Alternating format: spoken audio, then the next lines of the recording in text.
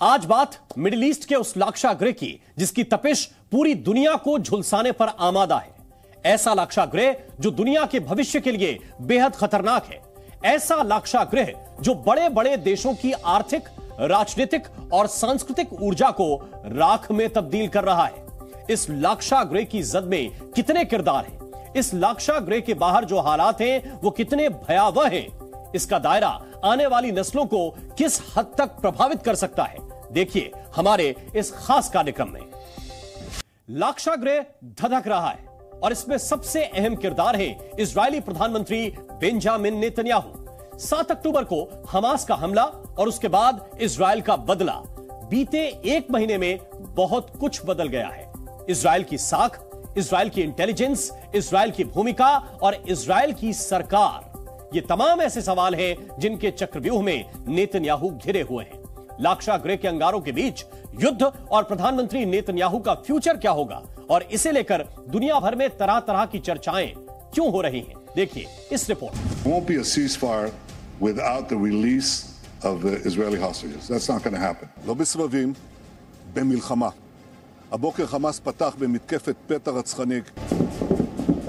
बम और गोलों की गूंज से पूरी गाजा पट्टी धधक रही है। जमीन और आसमान से इजरायली सेना हमास के खिलाफ मिशन मोड पर ऑपरेशन चला रही है।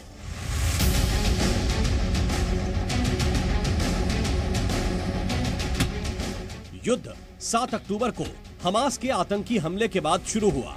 तब से लगातार बमबारी चल रही है।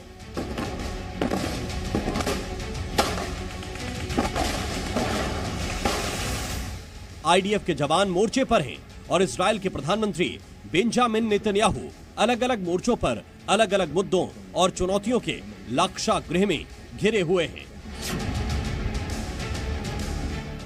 हमास के हमले के फौरन बाद नेतन्याहू ने सीधे युद्ध का ऐलान किया। לא בסבבים, במלחמה. הבוקר חמאס פתח במתקפת פתע רצחנית נגד מדינת ישראל ונגד אזרחיה. אנחנו בתוך זה משעות הבוקר המוקדמות. כינסתי את ראשי מערכת הביטחון. הנחיתי קודם כל לטהר את היישובים מהמחבלים שחדרו פנימה. הפעולה הזאת מתבצעת בשעות הללו. במקביל הוריתי לבצע גיוס מילואים נרחב. 7 अक्टूबर से लेकर अब तक वॉर जोन में बहुत कुछ बदल गया है। हमास को मिटाने के लिए इजरायल ने कई कदम उठाए हैं, लेकिन इजरायल की परीक्षा अभी खत्म नहीं हुई। I've set goals. I didn't set a timetable because, it can take more time. I wish it'll take little time. But we're proceeding step by step, reducing our casualties in the process, trying to reduce and minimize civilian casualties and maximize the casualties of the Hamas terrorists. And so far, I think it's proceeding well. जंग के बीच Netanyahu कभी front line पर सैनिकों से मुलाकात कर रहे हैं तो कभी वॉर रूम में हालात का जायजा ले रहे हैं। प्रधानमंत्री की कोशिश युद्ध की तपिश महसूस कर रहे जवानों का हौसला बढ़ाने की है। इसके अलावा पीएम नेतन्याहू जंग में शहीद हो रहे जवानों के परिजनों से भी मुलाकात कर रहे हैं। युद्ध को लेकर तमाम सवाल हैं, इसीलिए बतौर पीएम नेतन्याहू वो सब कुछ करना चाहते हैं जिससे उनकी साख पर आंच न आए। बेंजामिन नेतन्याहू अपनी लकीर लंबी रखना चाहते हैं क्योंकि जब भी युद्ध होगा पहला जवाब उन्हीं को देना पड़ेगा। एक सवाल वो परिजन भी पूछ रहे हैं जिनके अपने हमास के कब्जे में है। इजरायल की संसद से लेकर प्रधानमंत्री के घर के बाहर तक लोग प्रदर्शन कर चुके हैं। उनकी मांग बंधकों को जल्द से जल्द रिहा कराने की है।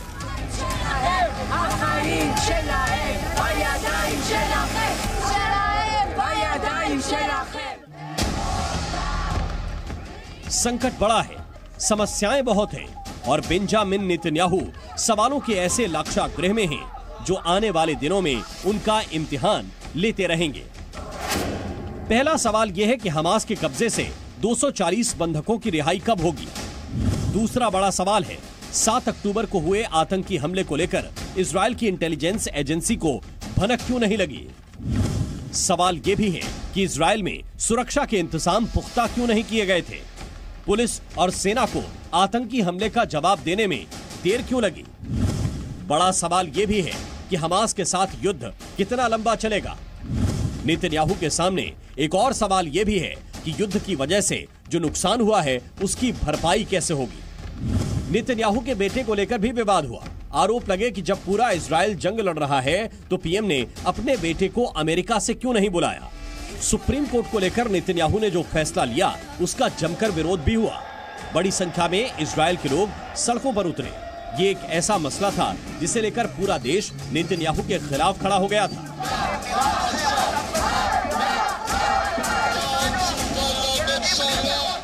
नेतन्याहू जनता के विरोध को दरकिनार करते रहे, लेकिन 7 अक्टूबर को हुए हमलों के बाद हालात बदल गए। इजराइल की जनता अब सिर्फ हमास को सबक सिखाना चाहती है और उसे ढाल बनाकर ही नेतन्याहू आगे का रास्ता तैयार करना चाहते हैं। We don't seek to govern Gaza. We don't seek to occupy it, but we seek to give it and us a better future in the entire Middle East. Gaza को लेकर भले ही नेतन्याहू का प्लान तैयार हो, लेकिन Israel खुद गहरे संकट में है। आंकड़ों के मुताबिक इजराइल को हर हफ्ते करीब $600 मिलियन यानी 4,980 करोड़ रुपए का नुकसान हो रहा है। सीमा के करीब रहने वाले 2 लाख से ज्यादा इजरायली अभी भी विस्थापित हैं। 1400 लोगों की जान युद्ध में जा चुकी है और कई जवान शहीद भी हुए हैं। नेतन्याहू ने हमास को मिटाने की कसम खाई है। उसी कसम को पूरा करने के लिए वो कदम बढ़ा रहे हैं, लेकिन उनके सामने चुनौतियों का जो लाक्षागृह है उससे मुंह मोड़ना इतना भी आसान नहीं है, क्योंकि वर्तमान में जो हो रहा है भविष्य में उसके क्या नतीजे होंगे यही सबसे अहम है। ब्यूरो रिपोर्ट, जी मीडिया।